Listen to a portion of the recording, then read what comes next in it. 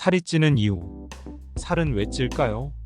보통 살이 찐다고 하면 체중을 기준으로 이야기하지만 대부분 근육이 늘어서 살이 쪘다고 이야기하지는 않습니다. 지방이 많이 늘었을 때 살이 많이 쪘다고 빼야 한다고 이야기를 하죠. 그렇다면 지방은 왜 늘까요? 어찌 보면 필연에 가깝습니다. 중력에 의해 물이 위에서 아래로 흐르고 물건도 시간이 지남에 따라 노후되고 사람도 시간이 지남에 따라 노화되듯 그냥 놔두면 자연스럽게 살이 찌게 되는 세상에 살고 있습니다.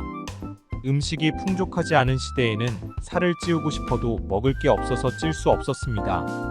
그런데 우리가 살고 있는 지금 시대는 음식이 너무 넘쳐나서 살이 찌기 너무 좋은 환경인 것이지요. 그렇기 때문에 자연스레 살이 찌는데 익숙해진 것입니다.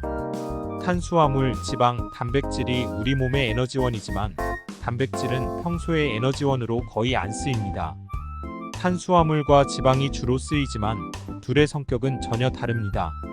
탄수화물은 불쏘시개라고 생각하시면 되고 지방은 수치라고 생각하시면 됩니다.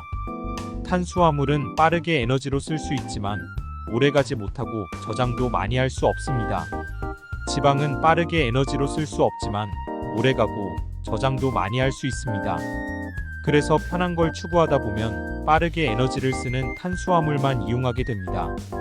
사람이 서 있으면 앉고 싶고 앉아 있으면 눕고 싶듯이 탄수화물은 너무 간편한 에너지원이기 때문에 번거롭고 힘들게 지방을 사용하기보단 에너지가 없을 때 바로 탄수화물을 섭취하면 편합니다.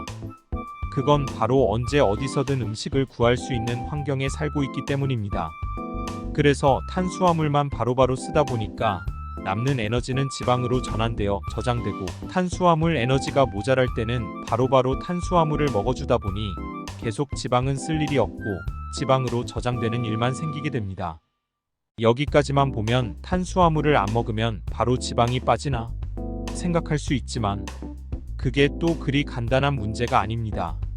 제 글에 관통하는 원리들이 있는데 가장 대전제는 모든 생명체는 생존을 위해 최선을 다한다입니다. 이 대전제 때문에 하위 개념들이 생기는데 바로 쓰면 쓸수록 강해지고 안 쓰면 안 쓸수록 약해진다입니다. 자주 쓰는 건 강하게 만들어야 생존에 유리하고 자주 안 쓰는 건 유지하면 에너지만 낭비하기 때문에 생존에 불리해지는 겁니다. 그래서 강하게 만들기 위해서는 자주 쓰면 되고 안 쓰는 건 바로 약해집니다. 팔을 강하게 만들려면 팔 운동을 자주 하면 되고 다리에 깁스를 해서 한 달간만 안 쓰면 근육이 다 빠지고 깁스를 풀어도 바로 걷기도 힘들게 되는 겁니다. 마찬가지로 탄수화물만 자주 에너지로 이용하고 지방은 이용하지 않게 되면 탄수화물을 이용하는 건 강화되고 지방을 사용하는 건 약화되는 것이지요. 그래서 탄수화물 중독이라는 것이 생겨나는 겁니다. 그래서 탄수화물을 끊으면 바로 살이 빠지지만 지방만 빠지는 것이 아니라 근육과 정상세포들이 파괴되어 체중이 내려가는 것이므로 건강을 해치게 되고 탄수화물을 끊는 것이 힘들어서 오래가지 못하고 다시 탄수화물을 찾게 되면 근육이 줄어들어 기초대사량도 줄어들게 되고 오히려 더 살이 찌는 요요가 찾아오게 되는 겁니다. 다이어트 성공하려면 요요 없이 다이어트에 100% 성공하기 위해서는 체중을 줄이는데 목표를 두는 것이 아닌 어떻게 하면 지방을 자주 사용할까를 고민하셔야 합니다. 그게 다리를 깁스해서 걷기 힘들어졌을 때 걷는 연습을 통해 재활하는 것과 같습니다. 힘들지만 그런 재활을 안 한다면 다시 걸을 수 없는 것이지요. 지방을 사용하는 것을 안 해왔기 때문에 지방 사용이 약해진 것입니다. 지방을 사용하는 걸 연습해서 다시 지방을 자주 사용할 수 있게 재활을 하지 않으면 다시 요요가 오는 것입니다. 지금부터 지방을 에너지원으로 자주 사용하는 방법을 알려드리겠습니다. 생활 습관. 탄수화물이 있어도 지방을 사용하게 하는 가장 좋은 방법은 체온을 올리게 만드는 방법입니다. 우리 몸에서 빠르게 열을 내는 것은 대부분 지방을 바로 열로 전환시켜서 체온 유지를 하는 것이 대부분이므로 우리 몸에서 열을 내서 체온을 유지하도록 평상시 체온보다 낮은 서늘한 환경을 유지해 주는 것입니다. 춥다가 아니라 서늘하다 정도로 유지하셔야 합니다. 춥게 느껴지는 것은 단기간 노출의 경우이고 장기간 노출 시에는 서늘한 정도로 하셔야 됩니다. 짧게 춥게 노출시키는 방법은 샤워하실 때 마지막에 내가 느끼기에 찬물로 짧게 마무리하는 것입니다.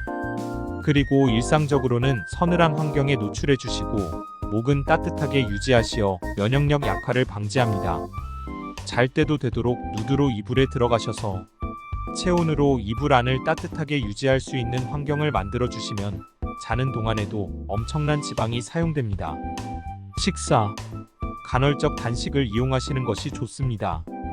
우리가 탄수화물을 먹으면 지방보다 탄수화물을 주로 에너지원으로 이용하려 하기 때문에 공복 시간을 최대한 길게 가져가서 공복을 유지하시는 동안 탄수화물을 다 쓰게 되면 지방을 에너지원으로 사용하게 됩니다.